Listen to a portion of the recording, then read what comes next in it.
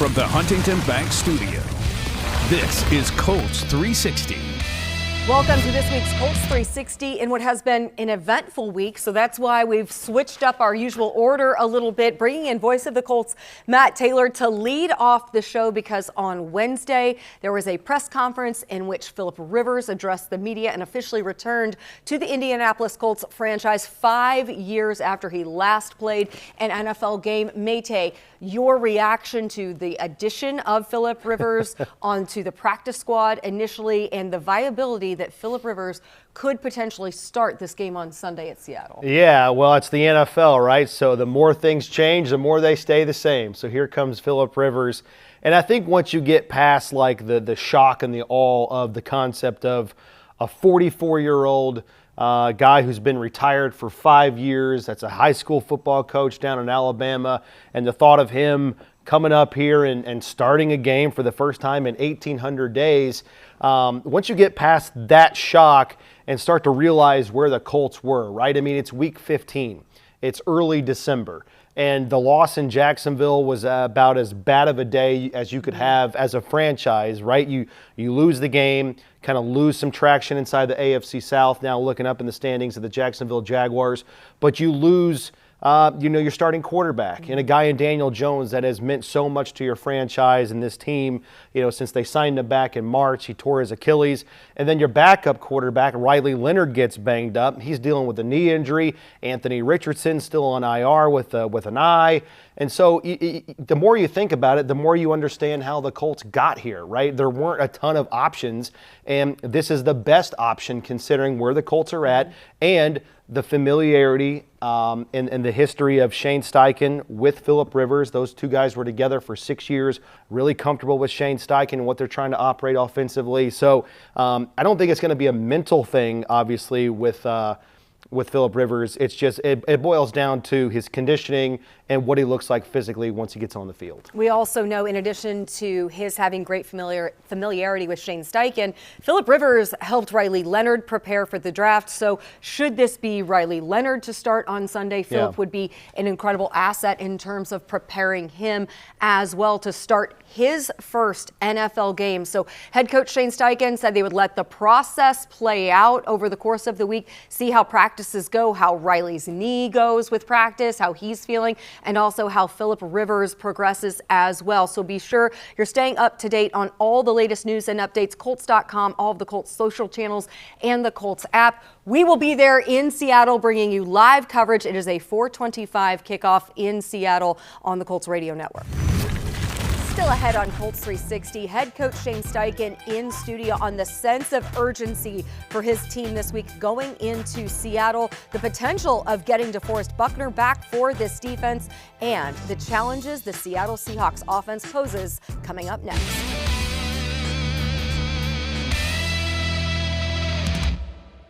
Enter now for your kid's chance to be Junior Blue at the next Colts home game. Visit Colts.com/Meyer Junior Blue to enter today. Forte Sports Medicine and Orthopedics, proud orthopedic partner of the Indianapolis Colts. At Forte, fellowship-trained physicians and staff provide comprehensive, specialized sports medicine and orthopedic care to active patients of all ages. To learn more, visit forteortho.com. Welcome back to Colts 360. Well, we sat down with head coach Shane Steichen early in the week before the team brought in veteran quarterback Philip Rivers. So didn't have a chance to ask him about Philip this week. Certainly circle back to that in next week's show. We did cover the urgency for his team of this week's matchup at Seattle, what his defense needs to do to be effective against the Seahawks offense, and the response from Riley Leonard last week playing in his first NFL game. Here's that conversation. Welcome to this week's Colts 360 as the Indianapolis Colts yet again head west over to Seattle to face the Seahawks on Sunday afternoon. Joining me is head coach Shane Steichen. Coach, I know a word that you go back to a lot. It's one of your pillars, I believe, relentlessness. Yeah. Resilience kind of goes hand in hand with that. How much has this been an opportunity for your group to prove just how resilient and relentless they are? Oh, it's a huge opportunity. I think in this league, you're going to get thrown punches and haymakers sometimes, and you're going to go through adversity in the National Football League, whether it's earlier in the season or late in the season. It's how you respond. And, I told our guys, shoot, we're 8-5, and we got an opportunity to go to Seattle and go win a football game. And if someone said, hey, you're going to be 8-5 and go to Seattle, sign me up. Like, let's go. No, it doesn't matter how we got to 8-5, but we're at 8-5. And we got a hell of an opportunity in front of us. And a lot of guys told me with what Daniel was battling going into last Sunday in Jacksonville, they were all fighting harder for him. And they said after this, they're going to continue to carry that on because they want to keep winning for him, despite the fact with the injury. How much have you seen really your group, rally behind him and try to exude some of that toughness that he has put on display these last few weeks? Yeah, I mean, it's unbelievable what he's been able to do these last couple weeks and go out there and fight for our guys. And show up. And obviously the injury is just a very unfortunate situation that happened to him. But our guys will rally around him, and keep going out there and fighting for him. How much did his selflessness and his team-first mentality shine when he comes out there, boot on, rain gear on, and he's the first one to go to Riley Leonard and coach him up and try to help put him in a position for that comeback? That's who he is. I mean, his character is at a top notch. He is. He's one of the most selfless, people I've been around, players I've been around, cares about the team more than anything and puts the team first and just works his tail off. And I can't say enough good things about him. And Riley is one who he talked about after the game, how much he's been, putting himself in position to learn from Daniel. Even last week was at his house. What has Riley done to try to prepare for this situation, difficult situation that he's been thrust into? Yeah, I think it's kind of what you said. The way he prepares, knowing that he's one play away, to go in the game, doing it the right way, going through the game plans, in the quarterback meetings, on the side with Daniel, going through the different looks, standing behind the huddle when Daniel's taking those reps, taking those mental reps. And he stepped in and did some really good things, obviously, in the situation that he was in, got us in and out of some right plays, and I thought that was pretty impressive. Hadn't had a chance yet to ask you about Brett Rippon, but you brought him out, obviously, after the injury to Anthony Richardson. What did you see in him and that presence maybe that he helps bring into your quarterback room now? Yeah, he's a veteran guy that's played in this league, done some really good things. Obviously, he did doing the background on him, just a really cerebral player, really smart, sees it very well, spent some time in Minnesota with Daniel, so there's a connection there. But Brett's done a hell of a job for us. One thing in talking with Grover Stewart after the game, I know Grover was giving maximum effort out there trying to lift this defense in particular in the second half, but he said flat out, we just didn't get to the quarterback enough Sunday afternoon in Jacksonville. How do you try to really ramp up that pass rush, especially given this offense they're going up against? Yeah, that's a big part of it. The pass rush has got to ramp up, and that starts in practice. We got to go do it in practice and carry it over into the game each and every week and try to free our guys up, whether it's games or it's straight rush and winning your one-on-one matchups. That's going to be a big, key to the success. So many variables that go into this, but what will the process be in evaluating the availability of both DeForest Buckner and Sauce Gardner for Sunday? We'll rely on the trainers and doctors and how they're feeling, but they're both progressing really well, and we'll see how the week goes. Another factor, special teams. Didn't get to ask you last week because it was a midweek move to get Blake Grupe in here. He was saying he was on like 3 different hotels and everything. He came in, worked out, got signed. How much did that familiarity with Brian Mason come into play, and what did he help give you instantly on Sunday afternoon? Yeah, I think there was obviously familiarity with Brian, and he came in and obviously made all his kicks, and that's your job as a kicker to make your kicks. And he did a great job in practice. He did a great job in the workout, and then obviously came through for us on Sunday. Oftentimes when you're facing an element of adversity, you reflect back, whether it's this group that you've been with or a previous time in your career, and you're like, okay, well, I'm going to use this as a point to reflect on and use as maybe a teaching moment or something I can pull as inspiration for this group. What's that moment maybe that you reflect on and you kind of use as an example for this group? Well, I think with anything, I said it earlier in the show, but it's really like you're going to go through adversity in NFL football season, whether it's earlier in the season or later in the season. We've been through adversity earlier in the season in the past years, and then this year it's came a little bit later, and it's like you got to use that as fuel. Like, shoot, we're sitting at an 8-5 record with everything we want in front of us. What else you want? Let's go get it done. That's my message. Like, we got to go take it one day at a time and go find a way to win. And I know one of the big leaders that you're going to rely on to keep carrying that message, set that example as a captain, Kenny Moore II, who just last week was named not only the Colts Walter Payton Man of the Year, but for the 3rd time. How do you describe the commitment of Kenny Moore in this building, certainly, but in this community that is so deserving of It's God? impressive. I think if there's an individual award, that Walter Payton Man of the Year award is huge. I just think what he does in the community and how he impacts, lives and children and all those different things that he does, it's impressive as it gets. And anytime you're nominated for something the third time, it becomes a little difficult to continuously surprise you. But somehow we managed to surprise Kenny Moore. Here is a look back at how Colts owner Kalen Jackson surprised Kenny Moore, telling him in front of a crowd of thousands in Berlin that he was yet again the Walter Payton Man of the Year nominee. Hör zu, raste dich komplett aus. Der Typ neben mir hat keine Ahnung, was gerade passiert. Der wird die größte Überraschung kriegen, die es auf dieser Welt gibt. Jokes about you. What are they laughing about? Hold on. What's going Okay. Wait. Okay, Kenny, I'm over here. So we thought that there's no better place than here to brag a little bit about Kenny. He does so much in the community. We talked about that earlier, how much it means to the Horseshoe. He is one of the most driven people in the community, other than all of his amazing play in the field. So we thought it'd be the best way to tell you that you are this year's Walter Payton.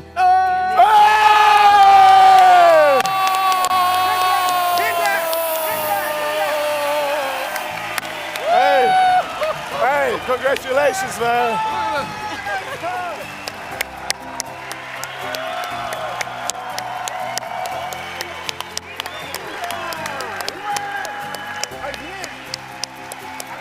We got you good. We tricked you, but you deserve it. You deserve it. It worked. It worked. That was pretty. Stick around because coming up on Colts 360, veteran running back Ameer Abdullah explains his process that's allowed him to play 11 years in the NFL and how he embraces the opportunity to mentor young players. That's next on Colts 360.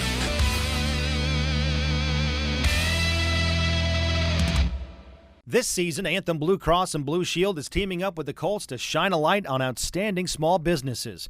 Indy is our hometown, and boosting local business is just one way we want to thank this great city. Go to Colts.com/Anthem Spotlight to nominate your favorite small business today. Anthem and the Colts, helping Hoosier small businesses score. Satisfy your halftime hunger with Snickers and enter for a chance to win a trip to Super Bowl 60 at Snickers.com/halftime. It's time for the Forum Credit Union Question of the Week. If Colts quarterback Philip Rivers or Brett Rippon take a snap the remainder of the year, it'll mark the first time since 2015 that 4 or more quarterbacks have taken an offensive snap for the Colts. Who were those signal callers for the Colts in 2015? Andrew Luck, Matt Hasselbeck, Charlie Whitehurst, Josh Freeman, and Ryan Lindley. Visit the Forum Credit Union Fan Forum section of Colts.com to interact with other fans online.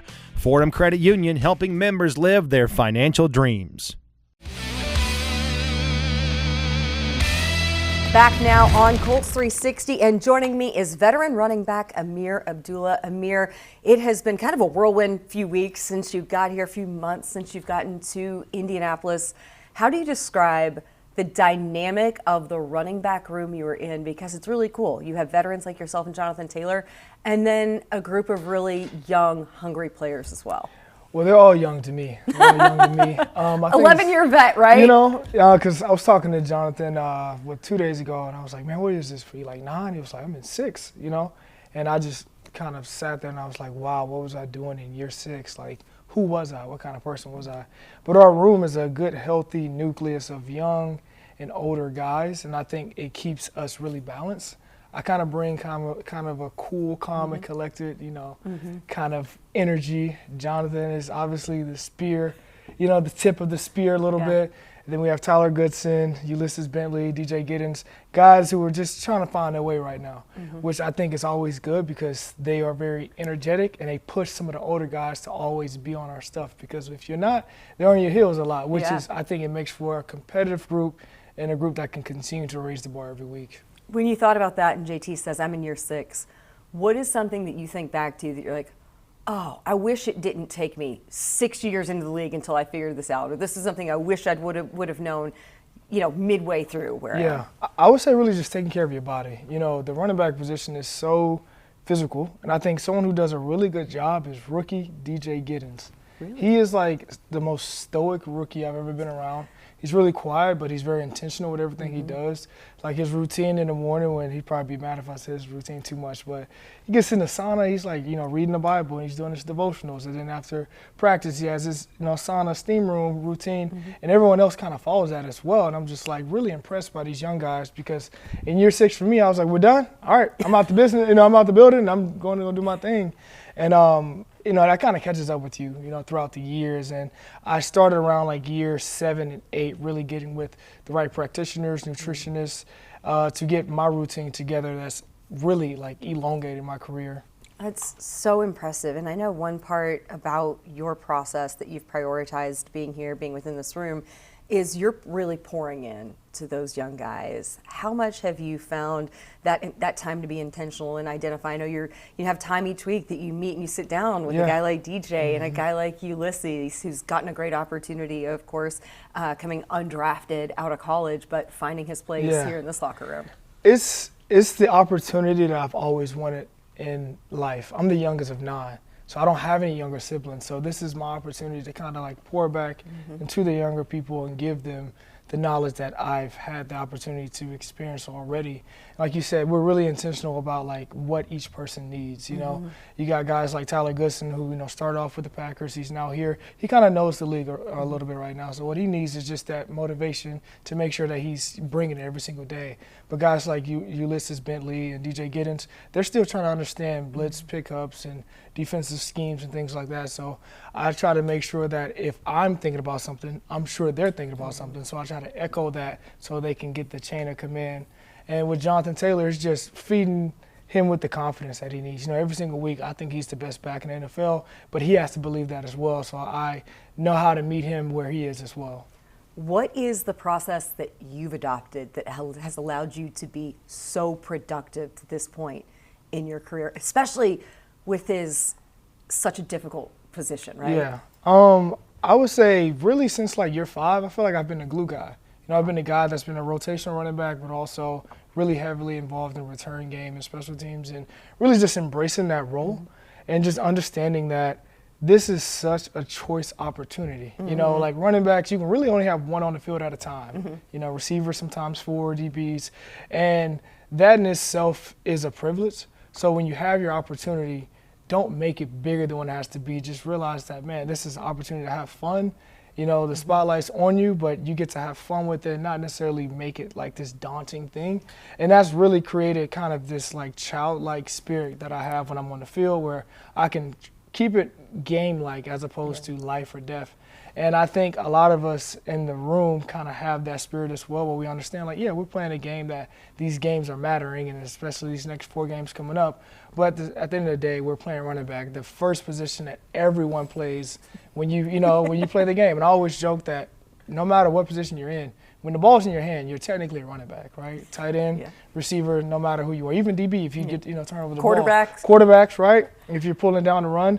And that is such a, exhilarating feeling. So don't lose sight of that throughout the process. That can kind of keep that zeal, that zest, and that, youth-like spirit going. It's not only this team that you've embraced, this running back room, you've really embraced this community as well.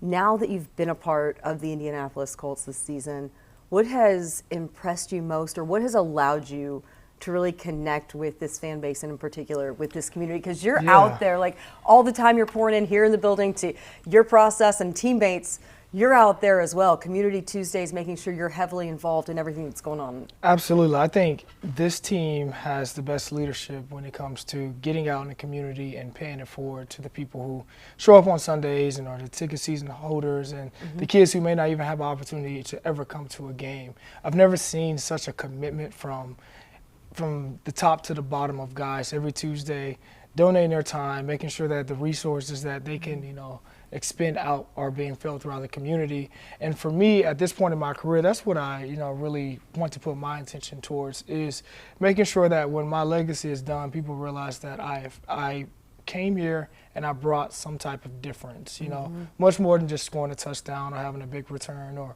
a big run or anything like that, but really inspiring people to be better, to do better, and to look forward. You have such incredible experience and you've endured your own share of adversity in your career. You've been part of a number of different teams. How do you try to be, as a veteran, a stabilizing force for this team as you're in this stretch of December, you know, looking to rebound and get things back on track? Yeah, I think just being the same person every single day. You know, we're kind of hitting a little bit of adversity right now, but I think every team hits that adversity at different points of the year. We start off really hot. Now we're kind of on a little backslide, but we have a very important month of December right now where guys can either choose to change because things have kind of changed from a success standpoint, or they can double down on the things they do from their routine standpoint, maybe pick it up even, you know, a little bit more. And I think that's where the veteran leaders like myself, Buck, you know, Grover Stewart, you know, Zaire, guys who have been doing it for a long time, Kenny, who you mentioned earlier, we can show up earlier and, you know, be the ones showing the younger kids like, hey, don't waver. Just because it's not working right now doesn't mean, you know, it won't turn back over and be back in our favor really soon. And that's what the NFL is any given week that, you know, you're out there, you can either win or lose by just small margins. And if you start to lack on the things that you do all the times, then those smaller margins become death by inches, is what I like to call. You mentioned those pivotal factors that there are. A big factor of late has been the contributions of this special teams unit. How much pride do you take in what you have helped do and help that group in particular, you know, in the return game really grow and be the factor that this team has needed in a number of situations? Because goodness, you know, I think about back to that game in Berlin and how critical it was to get that win against the Falcons with what you guys were able to do, the opportunities that you created. I know Josh Downs, of course, as well, another factor in that. I mean, honestly, I think the first thing I identified when I came to the Colts was we actually have a team full of teamers. You know, we have guys who obviously are making plays offensively and defensively, but to the core, the spirit, are teamers. Like when I look at Michael Pittman, he's a guy who's always hustling down the field to block. That's the spirit of a teamer to me, someone who's selfless. So when we have those moments like the game of Berlin, when it's coming down to the end and it's in our hands as a special teams unit to set us up to go, you know, send it to overtime, I have the utmost confidence because we have so many guys we can lean on, Ashton Doolin, Anthony Gould, myself, Tyler Goodson from the returner standpoint. Then we have guys up front who are always doing their job, you know, day in and day out for us. And those big plays can always come into factor heavily on the road in what is a hostile environment in Seattle. Absolutely. Can definitely quiet that 12th man. Ameer, really appreciate the time. It is so great to have you as a Colt. Thank you. I really appreciate it.